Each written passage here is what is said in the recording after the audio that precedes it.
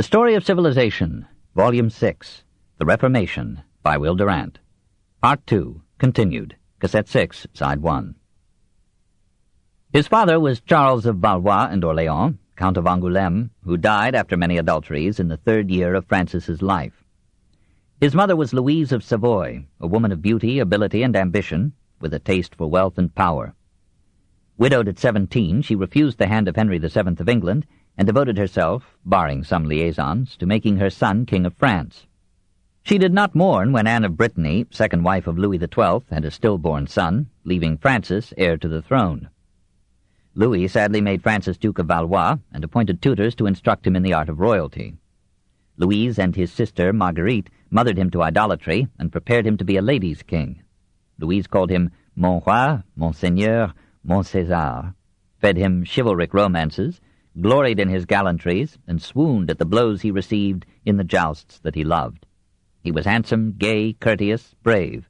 He met dangers like a Roland or an Amadis. When a wild boar, escaping from its cage, sought to frolic in his princely court, it was Francis who, while others fled, faced the beast and slew it splendidly. At the age of 12, in 1506, he was betrothed to Claude of France, the 7-year-old daughter of Louis XII. She had been promised to the boy who was to become the Emperor Charles V. The engagement had been broken to avoid yoking France to Spain. This was one item in 100 irritations that urged Habsburg and Valois into conflict from youth to death. At 14, Francis was bidden leave his mother and join Louis at Chinon. At 20, he married Claude. She was stout and dull, lame and fertile and good. She gave him children in 1515, 1516, 1518, 1520, 1522, 1523, and died in 1524.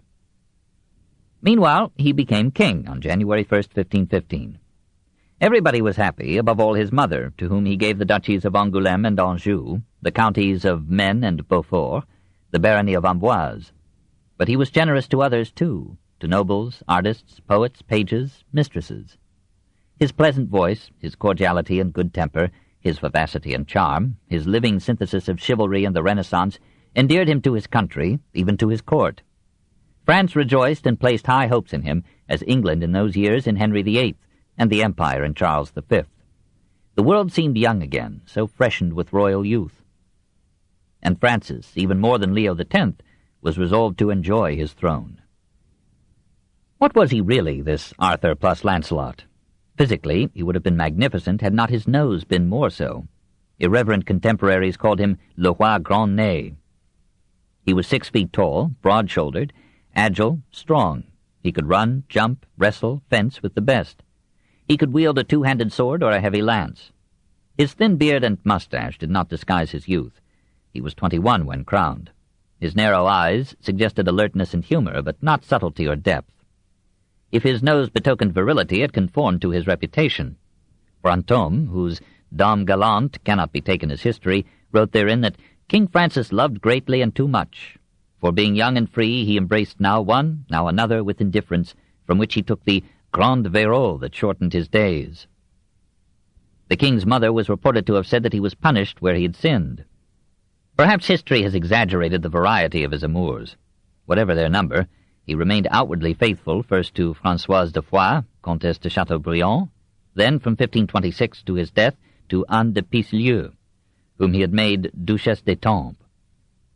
Gossip spread 100 romantic tales about him, that he besieged Milan not for Milan but for a pair of unforgettable eyes that he had seen there, or that a siren in Pavia lured him to his central tragedy. In any case, we may have some sympathy for so sensitive a king. He was capable of tenderness as well as infatuation. When he proposed to divorce his son from the persistently barren Catherine de Médicis, her tears dissuaded him. "Nothing can be imagined more humane than Francis," said Erasmus. And if that was the pathos of distance, Boudet, France's own humanist, described him as gentle and accessible. He was vain, even for a man. He rivaled Henry VIII in the splendor of his royal robes and in the furry insouciance of his beret. He took the salamander as his symbol, betokening persistent resurrection from every conflagration, but life scorched him none the less. He loved honors, distinctions, adulation, and could not bear criticism. He had an actor whipped for satirizing the court.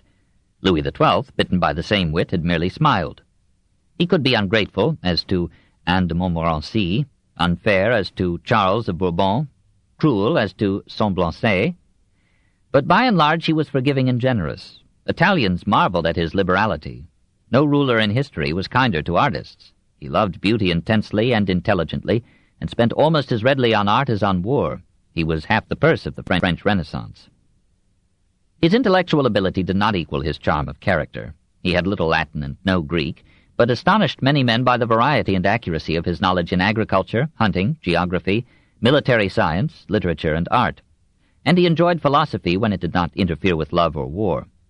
He was too reckless and impetuous to be a great commander, too light-hearted and fond of pleasure to be a great statesman, too fascinated by appearances to get to essences, too amiably influenced by favorites and mistresses to choose the best available generals and ministers, too open and frank to be a competent diplomat. His sister Marguerite grieved over his incapacity for government and foresaw that the subtle but inflexible emperor would unhorse him in their lifelong joust. Louis XII, who admired him as a fine young gallant, saw with foreboding the lavish hedonism of his successor. "All our work is useless," he said. "This great boy will spoil everything." 2. France in 1515. France was now enjoying the prosperity engendered by a bountiful soil, a skillful and thrifty people, and a beneficent reign. The population was some 16 million, compared with 3 million in England and 7 million in Spain. Paris, with 300,000, was the largest city in Europe after Constantinople. The social structure was semi-feudal. Nearly all the peasants owned the land they tilled, but usually they held it in fief, and owed dues or services to seigneurs and chevaliers, whose function was to organize agriculture and provide military protection to their locality and the nation. Inflation, caused by the repeated debasement of coinages and the mining or import of precious metals, eased the traditional money dues and enabled peasants to buy land cheaply from the land-rich, money-poor nobility. Hence a rural prosperity that kept the French merry and Catholic while the German Bauer was making economic and religious revolution. Stimulated by ownership, French energy drew from the soil the best corn and wine in Europe. Cattle grew fat and multiplied.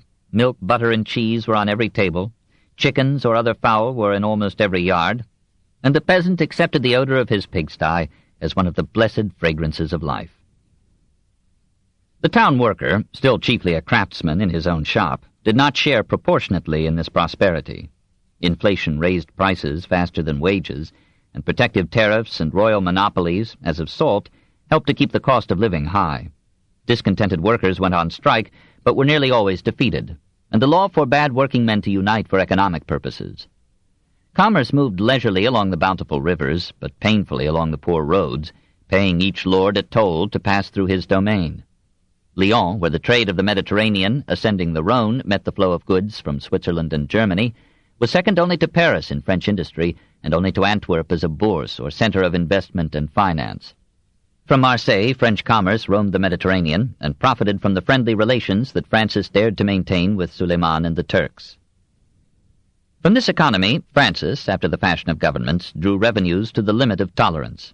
The taille, or cut, fell as a personal or property tax upon all but nobles and clergy. The clergy paid the king ecclesiastical tithes and grants. The nobles supplied and equipped the cavalry that was still the flamboyant mainstay of French arms. Taking a lesson from the popes, Francis sold and created to sell noble titles and political offices. In this way, the nouveau riche slowly formed, as in England, a new aristocracy, and the lawyers buying offices established a powerful bureaucracy that sometimes, over the head of the king, administered the government of France. The king's pleasures did not allow him much time for government. He delegated its tasks, even the formation of its policies, to men like Admiral Bonnivet, Anne de Montmorency, Cardinals Duprat and de Tournon, and Vicomte de Lautrec. 3 councils aided and advised these men and the king: a privy council of nobles, a more intimate council of affairs, and a grand council that handled appeals to the king. Except for this, the Parlement of Paris, composed of some 200 secular or ecclesiastical members appointed for life by the king, served as a supreme court. It had the right to remonstrate with him when it thought that his edicts contravened the fundamental institutions of France. And his decrees lacked the full prestige of law until registered, in effect ratified, by this ancient corps. Dominated by lawyers and old men, the Parlement of Paris became the national political organ of the middle classes and, next to the Sorbonne, the most conservative organization in France. Local parlements and governors appointed by the king administered the provinces. The States General was for the time being ignored. The collection of taxes replaced grants in aid, and the role of the nobility in government declined. The function of the nobles was twofold: to organize the army and to serve the king at court. The court, consisting of administrative heads, the leading nobles, their wives, and the family and favorites of the king, now became the head and front of France, the mirror of fashion, the mobile, perpetual festival of royalty.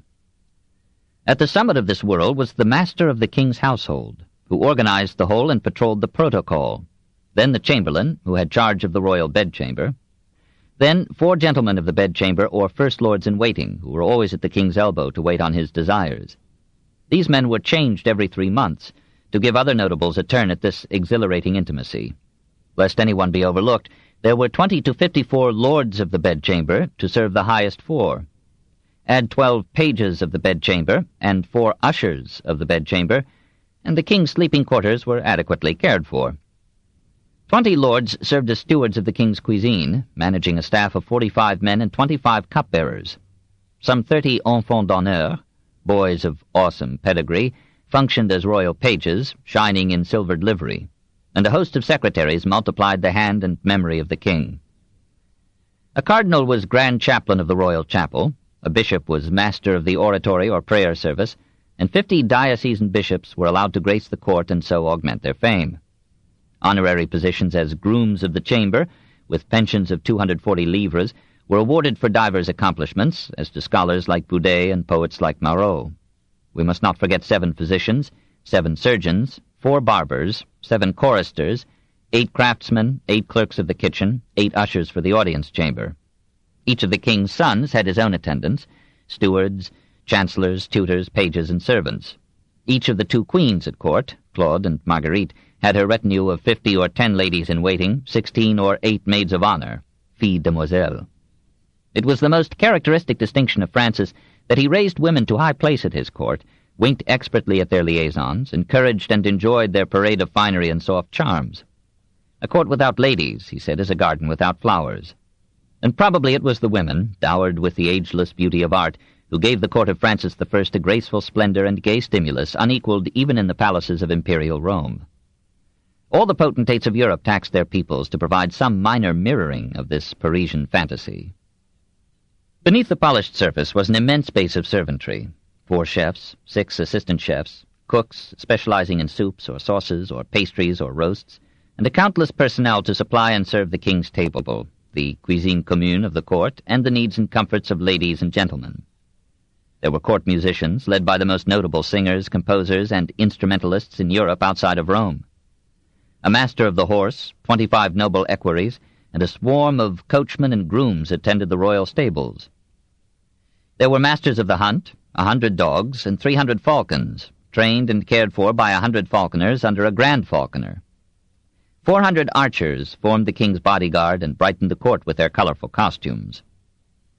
For court banquets, balls, marriages, and diplomatic receptions, no one building in Paris sufficed. The Louvre was then a gloomy fortress.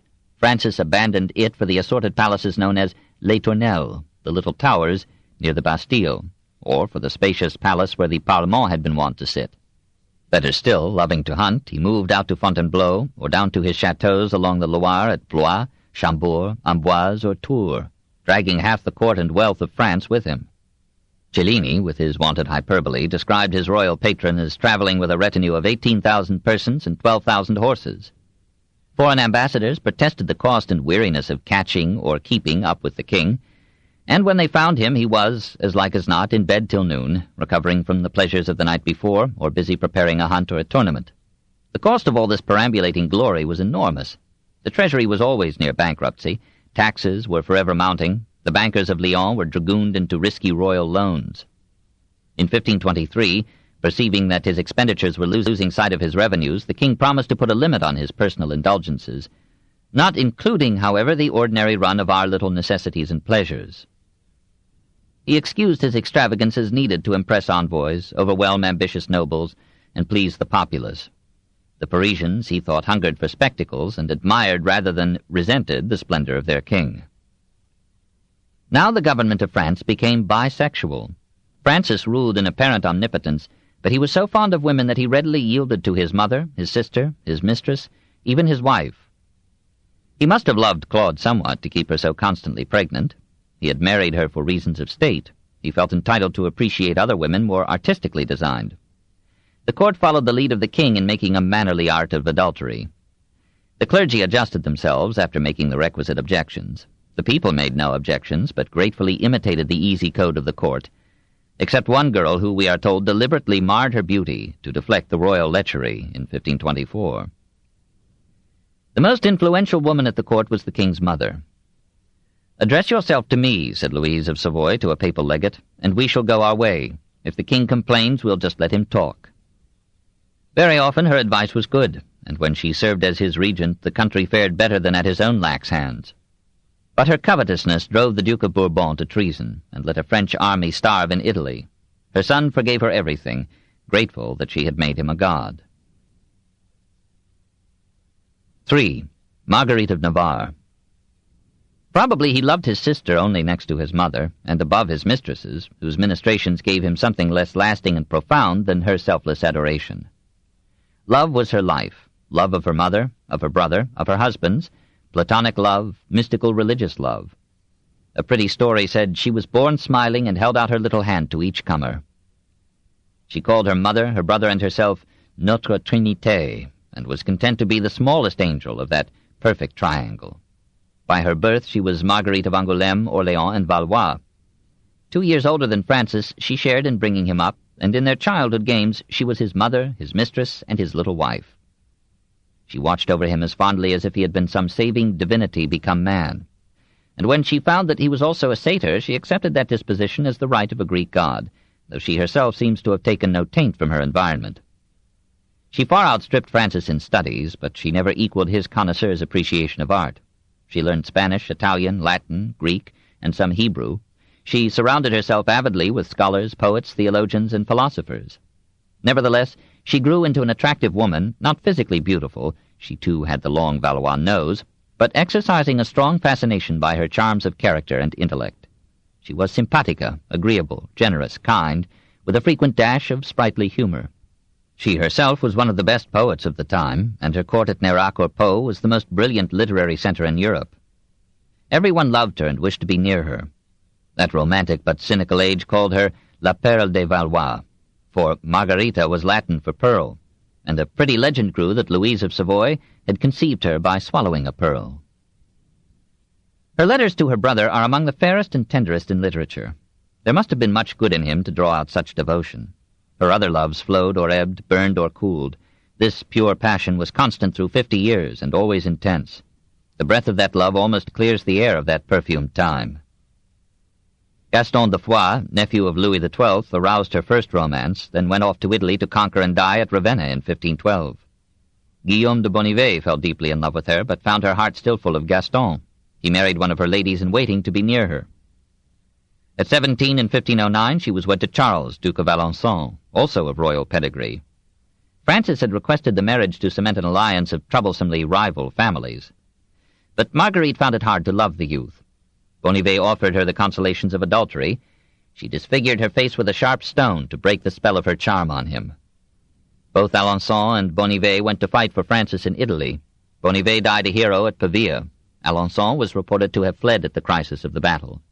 He returned to Lyon to find himself universally scorned. Louise of Savoy berated him as a coward. He fell ill of pleurisy. Marguerite forgave him and nursed him tenderly, but he died in 1525. After 2 years of widowhood, Marguerite, now 35, married Henri d'Albret, titular King of Navarre, a youth of 24.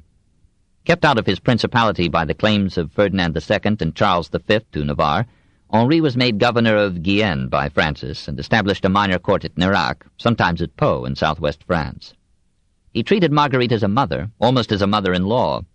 He did not imitate her fidelity to the marriage vows, and she had to console herself by playing hostess and protectress to writers, philosophers, and Protestant refugees. In 1528 she bore Henri a daughter, Jeanne d'Albret, destined to fame as the mother of Henry IV. 2 years later she gave birth to a son who died in infancy. Thereafter she wore nothing but black. Francis wrote her a letter of such tender piety as we might rather have expected from her pen. Soon, however, he commanded her and Henri to surrender Jeanne to him to be brought up near the royal court. He feared that Henri would betroth her to Philip II of Spain, or that she would be reared as a Protestant. This separation was the profoundest of Marguerite's many griefs before the death of the king, but it did not interrupt her devotion to him. It is sad but necessary to relate that when Francis bade Jeanne marry the Duke of Cleves, and Jeanne refused, Marguerite supported the king to the point of instructing Jeanne's governess to thrash her till she consented. Several beatings were administered, but plucky Jeanne, a girl of 12, issued a signed document to the effect that if she were forced into the marriage, she would hold it null. The wedding was arranged nevertheless, on the theory that the needs of the state were the supreme law. Jeanne insisted to the last and had to be carried into the church. As soon as the ceremony was over, she fled and went to live with her parents at Pau, where her extravagance in dress, retinue, and charities almost ruined them. Marguerite herself was the embodiment of charity. She walked unescorted in the streets of Pau, like a simple demoiselle, allowed anyone to approach her, and heard at first hand the sorrows of her people. No one ought to go away sad or disappointed from the presence of a prince, she said, for kings are the ministers of the poor, and the poor are the members of God. She called herself the Prime Minister of the poor. She visited them in their homes and sent them physicians from her court. Henri cooperated fully in this, for he was as excellent a ruler as he was a negligent husband, and the public works directed by him served as a model to France. Together he and Marguerite financed the education of a large number of poor students, among them the Amyot, who later translated Plutarch. Marguerite gave shelter and safety to Marot, Rabelais, Despériers, Lefebvre d'Etaples, Calvin, and so many others that one of her protégés compared her to a hen carefully calling together her chicks and covering them with her wings. Aside from her charities, 3 interests dominated her life at Nérac and Pau: literature, platonic love, and a mystic theology that found room for Catholicism and Protestantism alike, and tolerance even for free thought. It was her custom to have poets read to her as she embroidered, and she herself composed verses of some worth, in which human and divine love mingled in one obscure ecstasy. She published in her lifetime several volumes of poetry and drama. They are not as fine as her letters, which were not printed till 1841. All the world knows of her Heptameron because of its reputed indecency, but patrons of pornography will be disappointed in it. These stories were in the manner of the time, which found its chief humor in the pranks, anomalies, and vicissitudes of love, and in the deviations of monks from their vows. The stories themselves are told with restraint. They are the tales related by the men and women of Marguerite's court or that of Francis. They were written down by or for her between 1544 and 1548, but were never published by her. They appeared in print 10 years after her death. She had intended them to form another Decameron, but as the book stopped short with the 7th day of the storytelling, the editor called it Heptameron. Many of the narratives seemed to be authentic histories, disguised with changed names. Brantôme tells us that his mother was one of the storytellers, and that she had a key to the real persons concealed by pseudonyms in the tales. He assures us, for example, that the 4th tale of the 5th day is an account of Bonnivet's attempts upon Marguerite herself. It must be admitted that the professed taste of our day would feel obliged to blush at these stories of seduction, told by French ladies and gentlemen who thus beguiled their days of waiting for a flood to abate and let them return from the baths of Cotteret. Some of the incidental remarks are startling. You mean to say, then, that all is lawful to those who love, provided no one knows? Yes, in truth, 'tis only fools who are found out. The general philosophy of the book finds expression in a pregnant sentence of the 5th story. Unhappy the lady who does not carefully preserve the treasure which does her so much honor when well kept, and so much dishonor when she continues to keep it. The stories are lightened by many a jolly quip. So we hear of a pious pharmacist of Pau who never had anything to do with his wife except in Holy Week by way of penance. Half the humor, as in Boccaccio, turns on monastic gambling. These good fathers, says a character in the 5th story, preach chastity to us and want to foul our wives. An outraged husband agrees. They dare not touch money, but they are ready to handle women's thighs, which are much more dangerous. It should be added that the merry storytellers hear Mass every morning and fumigate every second page with arias of piety. That Marguerite should have enjoyed or collected these tales points the mood of the age and cautions us not to picture her as a saint until her declining years. While she herself seems to have been sedulously pure, she tolerated much laxity in others, made no recorded objections to the king's distribution of his powers, and kept on terms of intimate friendship with his successive mistresses. Apparently the men and most of the women thought of love between the sexes in unashamedly sexual terms. It was a charming custom of French women, in that light-hearted reign, to make presents of their garters to imaginative men. Marguerite considered physical desire as quite permissible, but she herself made room in her heart for platonic and religious love. The cult of platonic love had come down from medieval courts of love, reinforced by such Italian strains as Bembo's paean at the end of Castiglione's Courtier. It was good, Marguerite felt, that women should accept, in addition to the usual sexual passion, the devotion of men who were to be rewarded only with a tender friendship and some harmless intimacies. This association would train aesthetic sensitivity in the male, refine his manners, and teach him moral restraint. So woman would civilize man. But in Marguerite's philosophy there was a higher love than either the sexual or the platonic, the love of goodness, beauty, or any perfection, and therefore above all the love of God. But to love God one must first love a human creature perfectly. Her religion was as complex and confused as her conception of love. Just as the selfishness of her brother could not dim her devotion to him, so the tragedies and brutalities of life left her religious faith pure and fervent, however unorthodox. She had skeptical moments. In Le Miroir de l'âme pécheresse, she confessed that at times she had doubted both Scripture and God. She charged God with cruelty and wondered had he really written the Bible. In 1533, the Sorbonne summoned her to answer an accusation of heresy. She ignored the summons. A monk told his congregation that she deserved to be sewn in a sack and thrown into the Seine. But the king told the Sorbonne and the monks to let his sister alone. He could not credit the charges against her. "She loves me so much," he said, "that she will believe only what I believe." He was too happy and confident to dream of being a Huguenot. But Marguerite could. She had a sense of sin and made mountain peaks out of her peccadilloes. She despised the religious orders as idling, wenching wastrels. Reform, she felt, was long overdue. She read some of the Lutheran literature and approved its attacks upon ecclesiastical immorality and greed. Francis was amazed to find her, once, praying with Farel, the John the Baptist of Calvin. At Nérac-en-Pau, while continuing to pray to the Virgin with trustful piety, she spread her protective skirts over fugitive Protestants, including Calvin himself. However, Calvin was much offended to find at her court freethinkers like Étienne Dolet and Bonaventure Despériers. He reproved her for her tolerance, but she continued it. She would gladly have composed the Edict of Nantes for her grandson. In Marguerite, the Renaissance and the Reformation were for a moment one.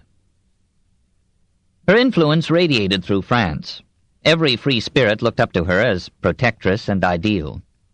Rabelais dedicated Gargantua to her. Ronsard and Joachim du Bellay followed, now and then, her Platonizing mysticism. Marot's translations of the Psalms breathed her half-Huguenot spirit. In the 18th century, Bayle sang an ode to her in his Dictionnaire. In the 19th century, the Protestant Michelet, in that magnificent, interminable, unwearying rhapsody called Histoire de France, offered her his gratitude.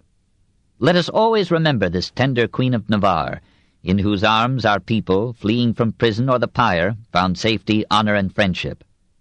Our gratitude to you, lovable mother of our Renaissance. Your hearth was that of our saints. Your heart was the nest of our freedom." 4. The French Protestants. No one questioned the need of religious reform. The same ecclesiastical good and evil appeared here as elsewhere. Faithful priests, devout monks, saintly nuns, here and there a bishop dedicated to religion rather than politics, and ignorant or lackadaisical priests, idle and lecherous monks, money-grubbing friars pretending poverty, weak sisters in the convents, bishops who took the earthly cash and let the celestial credit go. As education rose, faith fell, and as the clergy had most of the education, they showed in their conduct that they no longer took to heart the once terrifying eschatology of their official creed.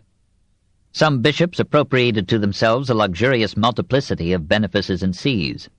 So Jean of Lorraine held, and enjoyed revenues from, the bishoprics of Metz, Toul, and Verdun, the archbishoprics of Reims, Lyon, Narbonne, Albi, Mâcon, Agen, and Nantes, and the abbeys of Gorze, Fécamp, Cluny, Marmoutier, Saint-Ouen, Saint-de-Laon, Saint-Germain, Saint-Médard of Soissons, and Saint-Mansuy of Toul. It was not enough for his needs. He complained of poverty. Monks denounced the worldliness of the bishops. Priests denounced the monks. Brantôme quotes a phrase then popular in France: avaricious or lecherous as a priest or a monk. The first sentence of the Heptameron describes the Bishop of Sais as itching to seduce a married woman, and a dozen stories in the book retail the similar enterprises of various monks. "I have such a horror of the very sight of a monk," says one character, "that I could not even confess to them, believing them to be worse than all other men." "There are some good men among them," admits Ouizille, which is Marguerite's name in the Heptameron for her mother. But this same Louise of Savoy wrote in her journal, "In the year 1522, my son and I, by the grace of the Holy Spirit, began to know the hypocrites, white, black, grey, smoky, and of all colours, from whom God in his infinite mercy and goodness preserve and defend us. For if Jesus Christ is not a liar, there is not among all mankind a more dangerous generation." Yet the acquisitiveness of Louise, the polygyny of her son, the anarchic morals of the court gave no inspiring example to the clergy, who were so largely subject to the king. In 1516, Francis secured from Leo X a concordat, empowering him to appoint the bishops and abbots of France. But since he used these appointments largely as rewards for political services, the worldly character of the prelacy was confirmed. The concordat in effect made the Gallican Church independent of the papacy and dependent upon the state. In this way Francis, a year before Luther's theses, achieved in fact, though graciously not in form, what the German princes and Henry VIII would win by war or revolution: the nationalization of Christianity. What more could French Protestants offer the French king? The first of them antedated Luther. In 1512, Jacques Lefebvre, born at Étaples in Picardy but then teaching at the University of Paris, published a Latin translation of Paul's epistles, with a commentary expounding, among other heresies, two that 10 years later would be basic with Luther: that men can be saved not by good works but only by faith in the grace of God earned by the redeeming sacrifice of Christ, and that Christ is present in the Eucharist by his own operation and goodwill, not through any priestly transubstantiation of bread and wine. Lefebvre, like Luther, demanded a return to the gospel, and like Erasmus, he sought to restore and clarify the authentic text of the New Testament as a means of cleansing Christianity from medieval legends and sacerdotal accretions. In 1523, he issued a French translation of the Testament, and a year later of the Psalms. "How shameful it is," said one of his comments, "to see a bishop soliciting people to drink with him, caring for naught but gambling, constantly hunting, frequenting bad houses." The Sorbonne condemned him as a heretic. He fled to Strasbourg in 1525. Marguerite interceded for him. Francis recalled him and made him royal librarian at Blois and tutor to his children. In 1531, when Protestant excesses had angered the king, Lefebvre took refuge with Marguerite in southern France and lived there till his death at the age of 87 in 1537. His pupil, Guillaume Brissonnet, appointed Bishop of Meaux in 1516, set himself to reform that diocese in the spirit of his master.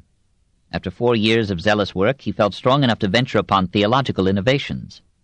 He appointed to benefices such known reformers as Lefebvre, Farel, Louis de Berquin, Gérard Roussel, and François Vatable, and encouraged them to preach a return to the gospel. Marguerite applauded him and made him her spiritual director. But when the Sorbonne, the school of theology that now dominated the University of Paris, proclaimed its condemnation of Luther in 1521, Brissonnet bade his cohorts make their peace with the Church. The unity of the Church seemed to him, as to Erasmus and Marguerite, more important than reform. The Sorbonne could not stop the flow of Lutheran ideas across the Rhine. Students and merchants brought Luther's writing from Germany as the most exciting news of the day. Froben sent copies from Basel to be sold in France. Discontented working men took up the New Testament as a revolutionary document and listened gladly to preachers who drew from the Gospels a utopia of social equality. In 1523, when Bishop Brissonnet published on his cathedral doors a bull of indulgences, Jean Leclerc, a wool carder of Meaux, tore it down and replaced it with a placard calling the Pope Antichrist. He was arrested, and by order of the Parlement of Paris was branded on the forehead in 1525. He moved to Metz, where he smashed the religious images before which a procession was planning to offer incense. His right hand was cut off, his nose was torn away, his nipples were plucked out with pincers, his head was bound with a band of red-hot iron, and he was burned alive in 1526. Several other radicals were sent to the stake in Paris for blasphemy or for denying the intercessory power of the Virgin and the saints. The people of France generally approved of these executions. It cherished its religious faith as God's own revelation and covenant, and abominated heretics as robbing the poor of their greatest consolation. No Luther appeared in France to rouse the middle class against papal tyranny and exactions. The Concordat precluded such an appeal. And Calvin had not as yet reached the Genevan eminence from which he could send his stern summons to reform. The rebels found some support among the aristocracy, but the lords and ladies were too light-hearted to take the new ideas to the point of unsettling the faith of the people or the comforts of the court. Francis himself tolerated the Lutheran propaganda so long as it offered no threat of social or political disturbance. He, too, had his doubts about the powers of the Pope, the sale of indulgences, the existence of purgatory, and possibly he thought to use his toleration of Protestantism as a weapon over a pope too inclined to favor Charles V. He admired Erasmus, sought him for the new Collège Royal, and believed with him in the encouragement of education and ecclesiastical reform, but by steps that would not divide the people into warring halves or weaken the services of the Church to private morality and social order. The King and Madame, Louise of Savoy, wrote Marguerite to Briçonnet in 1521, are more than ever well disposed toward the reformation of the Church. When the Sorbonne arrested Louis de Berquin for translating some of Luther's works in 1523, he was freed by Marguerite's intercession with the king. But Francis was frightened by the peasants' revolt in Germany, which seemed to have grown out of Protestant propaganda, and before leaving for his debacle at Pavia, he bade the prelates stamp out the Lutheran movement in France. While the king was a captive in Madrid, Berquin was again imprisoned, but Marguerite again secured an order for his release. When Francis himself was freed, he indulged in a jubilee of liberalism, perhaps in gratitude to the sister who had so labored for his liberation. He recalled Lefebvre and Roussel from exile, and Marguerite felt that the movement for reform had won the day. Two events drove the king back to orthodoxy. He needed money to ransom the two sons whom he had surrendered to Charles in exchange for his own freedom. The clergy voted him 1,300,000 livres, but accompanied the grant with a request for a firmer stand against heresy, and he agreed on December 16, 1527. On May 31, 1528, he was dismayed to learn that both the heads on a statue of the Virgin and Child outside a church in the parish of Saint-Germain had been smashed during the night. The people cried out for vengeance. Francis offered 1,000 crowns for the discovery of the vandals and led a somber procession of prelates, state officials, nobles, and populace to repair the broken statues with silver heads. The Sorbonne took advantage of the reaction to imprison Berquin once more, and while Francis was absent at Blois, the impenitent Lutheran was burned at the stake on April 17, 1529, to the joy of the attendant multitude. The mood of the king varied with the shifts of his diplomacy. In 1532, angry at the collaboration of Clement VII with Charles V, he made overtures to the Lutheran princes of Germany and allowed Marguerite to install Roussel as preacher to large gatherings in the Louvre. And when the Sorbonne protested, he banished its leaders from Paris. In October 1533, he was on good terms with Clement and promised active measures against the French Protestants. On November 1st, Nicolas Cope delivered his pro-Lutheran address at the university. The Sorbonne rose in wrath, and Francis ordered a new persecution. But then his quarrel with the emperor sharpened, and he sent Guillaume du Bellay, favorable to reform, to Wittenberg with a request that Melanchthon should formulate a possible reconciliation between the old faith and the new ideas, this in 1534, and thereby make possible an alliance of Protestant Germany and Catholic France. Melanchthon complied, and matters were moving fast, when an extreme faction among the French reformers posted in the streets of Paris, Orléans, and other cities, and even on the doors of the king's bedchamber at Amboise, placards denouncing the Mass as idolatry and the Pope and the Catholic clergy as a brood of vermin, apostates, wolves, liars, blasphemers, murderers of souls. This on October 18, 1534. Enraged, Francis ordered an indiscriminate imprisonment of all suspects. Soon the jails were full. Many printers were arrested, and for a time all printing was prohibited. Marguerite, Marot, and many moderate Protestants joined in condemning the placards. The king, his sons, ambassadors, nobles, and clergy marched in solemn silence, bearing lighted candles to hear an expiatory mass in Notre Dame on January 21, 1535. France declared that he would behead his own children if he found them harboring these blasphemous heresies. That evening, 6 Protestants were burned to death in Paris by a method judged fit to appease the deity. They were suspended over a fire and were repeatedly lowered into it and raised from it so that their agony might be prolonged. Between November 10, 1534 and May 5, 1535, 24 Protestants were burned alive in Paris. Pope Paul III reproved the king for needless severity and ordered him to end the persecution. Before the year was out, Francis was again wooing the German Protestants. He himself wrote to Melanchthon on July 23, 1535, inviting him to come and confer with some of our most distinguished doctors as to the means of re-establishing in the Church that sublime harmony which is the chief of all my desires. Melanchthon did not come. Perhaps he suspected Francis of using him as a thorn in the emperor's side, or he was dissuaded by Luther or the Elector of Saxony, who said, "The French are not evangelicals, they are Erasmians." This was true of Marguerite, Brissonnet, Lefebvre, Roussel, not true of the Placardists or of the Calvinistic Huguenots, who were beginning to multiply in southern France. After making peace with Charles in 1538, Francis abandoned all efforts to conciliate his own Protestants. The darkest disgrace of his reign was only partly his fault. The Vaudois, or Valdenses, who still cherished the semi-Protestant ideas of Peter Valdo, their 12th century founder, had been allowed under royal protection to maintain their Quaker-like existence in some 30 villages along the Durance River in Provence. In 1530 they entered into correspondence with reformers in Germany and Switzerland, and 2 years later they drew up a profession of faith based on the views of Pulitzer and Ecolampadius. A papal legate set up the Inquisition among them. They appealed to Francis. He bade the prosecution cease in 1533.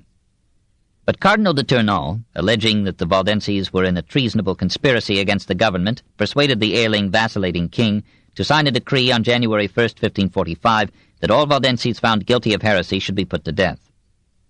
The officers of the Parlement at Aix-en-Provence interpreted the order to mean mass extermination. The soldiers at first refused to obey the command. They were, however, induced to kill a few. The heat of murder inflamed them, and they passed into massacre. Within a week, from April 12th to April 18th, several villages were burned to the ground. In one of them, 800 men, women, and children were slaughtered. In 2 months, 3,000 were killed, 22 villages were razed, 700 men were sent to the galleys. 25 terrified women seeking refuge in a cavern were asphyxiated by a fire built at its mouth. Protestant Switzerland and Germany raised horrified protests. Spain sent Francis congratulations. A year later, a small Lutheran group was found meeting at Meaux under the leadership of Pierre Leclerc, brother of branded Jean. 14 of the group were tortured and burned, 8 after having their tongues torn out, on October 7th, 1546. These persecutions were the supreme failure of Francis's reign. This book is continued at this point on the other side of this cassette. Please reverse or turn the cassette over now.